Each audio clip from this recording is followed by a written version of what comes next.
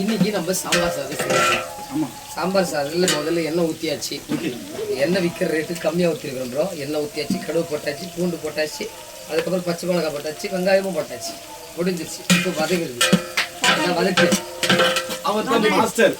Master master. இது தூரப்பா சொல்லு, தூரப்பா. இவருக்கு 3 அசிஸ்டன்ட்.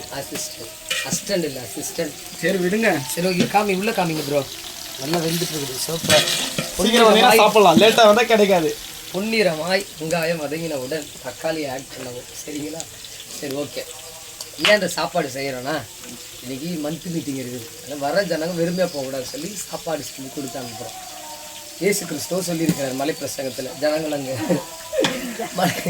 மலை பிரசங்கத்தில் பிரசங்கம் பண்ணின பிறகு ஜனங்களை வெறுமையாக போக விடக்கூடாதுன்னு சொல்லி அந்த மீனையும் அப்பத்தி எடுத்துகிட்டு வர சொல்லி அதை ப்ளஸ் பண்ணி 5000 பேர் கொடுத்தாங்க. அதே போல் இன்றைக்கி சரி ஜனங்க வெறுமையாக போகக்கூடாதுன்னு சொல்லி ஏதோ செஞ்ச காரியம் டச்லூஸில் சப்போர்ட் பண்ணியிருந்தாங்க. அவங்களுக்கு நன்றி செலுத்துகிறேன்.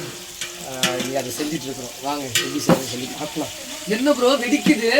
பச்சை மிளகா. பச்சை மிளகாவா? பச்சை மிளகா. பச்சை மிளகா. ஸோ சீக்கிரம் வந்தீங்கன்னா சாம்பார் சாதம் கிடைக்கும். இல்லை முட்டா மட்டும் தான் கிடைக்கும். நல்லா மட்டும் தான் கிடைக்கும். வளர்றாம முட்டா மட்டும் தானே கிடைக்குங்க. ஓகே, நல்லா இருக்கா? நல்லா வாசனை இருக்கா? வெங்காயம் தான் போட்டுக்கிறோம். அதுக்குள்ளே வாசனை. கேமராமே சரியில்லை. வெங்காயம் தான் போட்டுருக்கோம். வெங்காயம் போட்டு வாசனை. பச்சை மிளகா வெடிச்சு செதுறது. பச்சை மிளகா வெடிக்குது.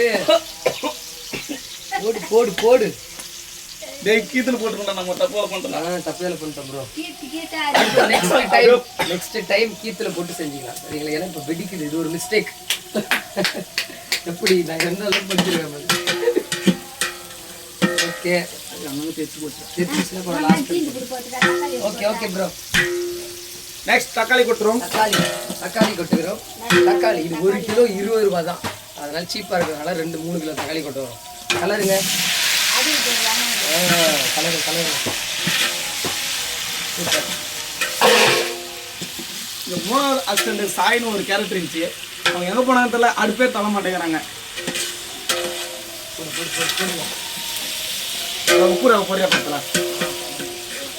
அடுத்தது கல்லுப்பு. தூத்துக்குடியிலிருந்து இறங்கின கல்லுப்பு. தூத்துக்குடி உப்பளத்திலிருந்து டைரக்டாக போயிட்டு நாங்கள் கல்லுப்பு வாங்கி இருக்கிறோம். கல்லுப்பு நல்லா வெண்மையாக இருக்குது. பைபிள் இயேசு சொல்லியிருக்கிறார், உப்பு வேஸ்ட்டாக போச்சுன்னா வெளியே கொட்டுறதுக்கு மிதிக்கிறது தான் அது சுற்றி தூரம் போடுறது தான் உப்பு. ஆனால் அது சுத்தமான உப்பாக இருந்துச்சுன்னா அது குழம்புல அளவோடு போட்டு அது சுவை கொடுக்கும். அதே போல் அளவோடு எல்லா விஷயத்துலையும் நம்மளும் அளவோடு இருக்கும். சரிங்களா? புரியுதா நான் சொல்கிறேன்? புரியுது ஐயா, புரியுது. அதனால் உப்பு கரெக்டாக போட்டால் சாம்பார் சாதம். அப்படி உப்பு அதிகமாக போட்டால் உப்பு சாதம். ஓகே, அளவு போடலாமா? கொஞ்சமாக போடுறோம். போதும்ல? போதுமா? அளவு பார்த்துக்கங்க. உப்பு உப்பு சுவை தரும்.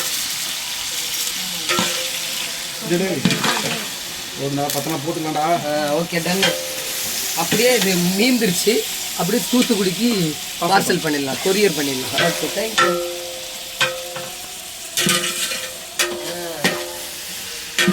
Next curry leaves. கறி லீவ்ஸ்னால் என்ன ப்ரோ? கறிவேப்பிலை ஒரு குடி. அதெல்லாம் ஒன்றும் இல்லை ப்ரோ, போடலாம். கறிவேப்பிலை போட்டு நல்லா முடி வளரணும். ஏன்னா முடி வளர்றதுக்காக தான் கறிவேப்பிலை. அடுத்தது மஞ்சத்தூள். எல்லாம் வதங்கட்டும். சிஸ்டர் இருக்கா? சிஸ்டர் இல்லை ப்ரோ. வேறு சிஸ்டர் எல்லாம் பல்லுதான். மஞ்சத்தூள் குத்து மதுவா போடுங்க. கொஞ்சமா கொட்டுங்க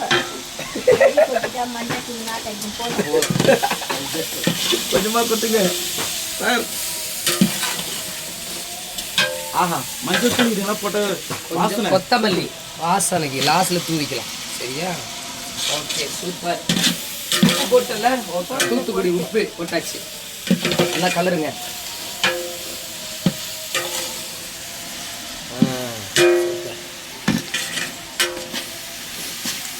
உங்களுக்கு மொபைல்லே கூட வாசனை வரலாம், பட் கொஞ்சம் மூக்க முடிக்குங்க. தக்காளி வெங்காயம் எல்லாமே போட்டு சேர்ந்து கலையில சாம்பார் சாதம் ரெடி ஆயிடுச்சு. ஓகே, சாம்பார் ரெடி ஆயிடுச்சு. திருப்பி பார்க்க கட் பண்ணிக்கலாம்.